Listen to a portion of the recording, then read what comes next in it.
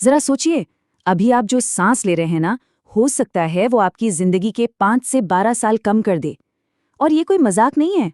भारत की हवा सिर्फ प्रदूषित नहीं है, ये एक साइलेंट किलर है जो देश के 140 करोड़ लोगों पर साल के हर दिन असर डाल रही है। एयर पोल्यूशन का नाम सुनते ही दिमाग में क्या आता है? दिल्ली, है ना? लेकिन 2023 में दुनिया का सबसे प्रदूषित शहर दिल्ली था ही नहीं, वो था मेघालय का बर्निहाट। इससे एक बात तो साफ हो जाती है कि ये समस्या अब किसी एक महानगर तक ही सीमित नहीं है, बल्कि इसने पूरे देश को अपनी चपेट में ले लिया है। और ये कहानी सिर्फ एक शहर की नहीं है। IQ एयर की जो 2024 की रिपोर्ट आई है, वो बताती है कि पूरे भारत में जो एवरेज PM 2.5 का लेवल है, वो वर्ल्ड हेल्थ ऑर्गेनाइजेशन यानी WHO की सेफ लिमिट से 10 गुना से भी ज्यादा है। 10 गुना। तो चलिए इस पूरे मामले को जरा गहराई से समझते हैं। हम देखेंगे कि ये संकट कितना बड़ा है, इस धुंध के पीछे की साइंस क्या है, असली गुनाहगार कौन है, सरकार की पॉलिसीज का क्या हुआ, और सबसे जरूरी आगे का रास्ता क्या है। सबसे पहले तो ये समझना होगा कि ये सिर्फ खराब हवा का मामला नहीं है, ये एक नेशनल हेल्थ इमरजेंसी है। हालात इतने बिगड़ चुके हैं कि भारत की 99% आबादी, सोचिए 99%, रोजाना जहरीली हवा में सांस लेने के लिए मजबूर है। और इसका हमारी जिंदगियों पर जो असर हो रहा है वो वाकई में चौंकाने वाला है। एक स्टडी के मुताबिक सिर्फ एक दशक में, मतलब 10 सालों में 38 लाख से लेकर 1,66,00,000 मौतें सीधे सीधे भारत की इसी जहरीली हवा से जुड़ी हुई हैं। अच्छा, इस पूरे संकट का जो सबसे बड़ा विलन है वो है PM 2.5। ये एक ऐसा अदृश्य दुश्मन है, एक ऐसा छोटा सा कण जो हमें आंखों से तो दिखाई नहीं देता, लेकिन हमारे शरीर को अंदर से खोखला कर सकता है। ये PM 2.5 के कण इतने ज्यादा छोटे होते हैं, इंसान के बाल से भी 30 गुना पतले, कि हमारा शरीर इन्हें रोक ही नहीं पाता। ये सांस के जरिए सीधे हमारे फेफड़ों में, फिर खून में, दिल में, और यहाँ तक कि हमारे दिमाग में भी घुल जाते हैं। और एक बार ये शरीर में पहुंच गए तो तबाही मचा देते हैं। Asthma, cancer, stroke, heart attack, ये सब तो बढ़ ही रहे हैं, लेकिन सबसे बुरा असर होता है बच्चों पर।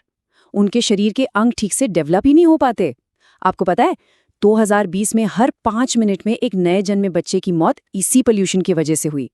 और शिकागो यूनिवर्सिटी की एक रिपोर्ट कहती है कि अगर आप दिल्ली में रहते हैं तो आपकी उम्र औसतन करीब 12 साल कम हो सकती है। लेकिन एक सवाल मन में आता है ना, कि आखिर सर्दियों में ही पोल्यूशन इतना क्यों बढ़ जाता है, और खासकर उत्तर भारत में ही क्यों? चलिए इसके पीछे की साइंस को समझते हैं। देखिए, ये तस्वीरें सब कुछ साफ कर देती हैं। सर्दियों में क्या होता है, खासकर उत्तर भारत में, कि ठंडी हवा भारी होकर जमीन के पास बैठ जाती है और ये पोल्यूशन को एक कंबल की तरह पकड़ लेती है, बाहर निकलने ही नहीं देती। इसे वैली इफेक्ट भी कहते हैं। वहीं दूसरी तरफ दक्षिण भारत में समुद्री हवाएं इस गंदगी को उड़ा ले जाती हैं, और फिर जब मानसून आता है तो बारिश तो जैसे पूरी हवा को धोकर साफ कर देती है। और ये सिर्फ कहने की बातें नहीं हैं। देखिए, आंकड़े भी यही कहानी बताते हैं। दिल्ली में सर्दियों में जो PM 2.5 का लेवल होता है वो मानसून के मुकाबले 4 गुना से भी ज्यादा होता है। मतलब कितना बड़ा फर्क है सिर्फ मौसम बदलने से। तो अब असली सवाल पर आते हैं। आखिर ये जानलेवा पोल्यूशन आ कहां से रहा है? कौन है इसके लिए जिम्मेदार? चलिए भारत के एयर पोल्यूशन के 5 सबसे बड़े गुनहगारों को देखते हैं। तो ये हैं वो 5 मुख्य कारण। गाड़ियों से निकलने वाला धुआं, सड़कों और कंस्ट्रक्शन साइट से उड़ने वाली धूल, बड़ी बड़ी फैक्ट्रियों का उत्सर्जन, और हाँ, खेतों में जलाई जाने वाली पराली। आप देख सकते हैं कि हर एक का कितना बड़ा हिस्सा है। ये सब मिलकर ही हवा को इतना जहरीला बना रहे हैं। ऐसा नहीं है कि कुछ सुधार नहीं हुआ। देखिए, BS6 जैसे क्लीन फ्यूल के आने से सल्फर का एमिशन काफी कम हुआ है, और ये अच्छी खबर है। लेकिन पूरी प्रॉब्लम के सामने ये सिर्फ एक छोटा सा कदम है। और असली प्रॉब्लम क्या है, वो centre for research on energy and clean air यानी CRE की ये रिपोर्ट साफ साफ बताती है। रिपोर्ट कहती है कि जब दिल्ली गाड़ियों के पोल्यूशन को कम करने पर फोकस कर रही थी, ठीक उसी समय उसने प्रदूषण फैलाने वाली इंडस्ट्रीज और पावर प्लांट्स को और फैलने दिया। मतलब साफ है, आप एक दरवाजा बंद कर रहे हैं और दूसरा खुला छोड़ रहे हैं, ऐसे तो बात नहीं बनेगी। और अगर हम इन वजहों की भी जड़ में जाएं तो पता चलता है कि हर चीज एक दूसरे से जुड़ी हुई है। शहरों में पब्लिक ट्रांसपोर्ट अच्छा नहीं है तो लोग मजबूरन गाड़ियां खरीदते हैं, सड़कें टूटी फूटी हैं और कंस्ट्रक्शन साइट्स पर नियमों की धज्जियां उड़ाई जाती हैं तो धूल उड़ेगी ही। कुछ सरकारी नीतियों की वजह से किसान बेचारे पराली जलाने को मजबूर हो जाते हैं और कई इंडस्ट्रीज से जो धुआं निकल रहा है उस पर तो जैसे कोई लगाम ही नहीं है। तो जाहिर है इतने बड़े संकट को देखकर सवाल उठता है कि भाई सरकार ने क्या किया। एक बहुत बड़ी पॉलिसी बनाई गई थी, चलिए देखते हैं कि उसका हुआ क्या। सरकार का जवाब था नेशनल क्लीन एयर प्रोग्राम यानी एनकैप। इसे 2019 में लॉन्च किया गया और इसका लक्ष्य था 2024 तक प्रदूषण में 20 से 30% की कमी लाना। और इस प्रोग्राम के लिए अरबों रुपए भी दिए गए थे। तो सबसे बड़ा और सीधा सवाल यही है कि वो सारा पैसा आखिर गया कहाँ? और जवाब इस स्लाइड में है, जो एक बहुत ही हैरान करने वाली सच्चाई बताता है। एनसीएपी के कुल फंड का लगभग 64% हिस्सा सिर्फ सड़क की धूल कंट्रोल करने पर खर्च हुआ, मतलब पानी के छिड़काव जैसी चीजों पर।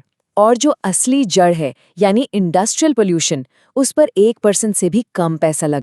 तो नतीजा ये हुआ कि एनसीएपी अपने लक्ष्य में बुरी तरह फेल हो गया। पहली बात, पूरा पैसा खर्च ही नहीं हुआ। दूसरी बात, जो खर्च हुआ वो गलत जगह पर हुआ।